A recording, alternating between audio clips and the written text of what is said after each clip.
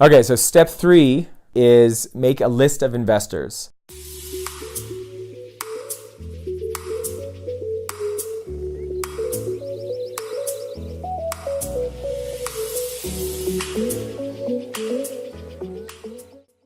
And I go into this in a lot more detail with the people I work with, but just quickly now, you want to make a list of investors, like do research, look on AngelList, look on LinkedIn, find people who've invested in startups that are similar to yours or that have written about your industry and that find it interesting, and make a long list. You want to make a long list, like 150, 200 people, something like that. Then you want to go through the list and separate them into tier 1, tier 2, and tier 3.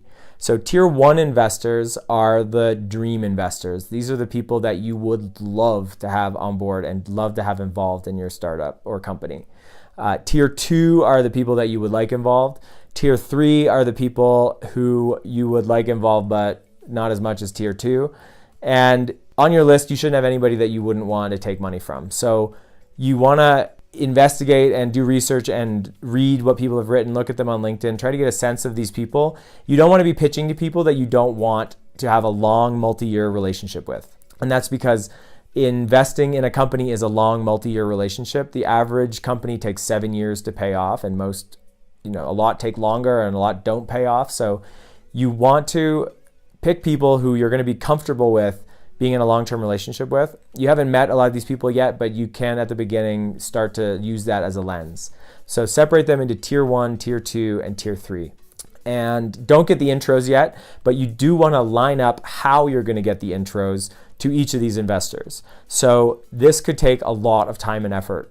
This could take a lot of coffee meetings. It could take a lot of networking. You want to use LinkedIn, AngelList, find a way. Find somebody who knows this person, or somebody who runs a company that this person invested in, and meet that CEO and talk to them about, hey, is this person a good investor or not? I'm thinking of approaching them for this thing.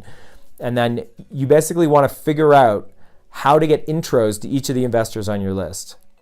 So you make a huge spreadsheet, you have like 200 investors, and then you have all the intros lined up. Investor 1, Bob Smith.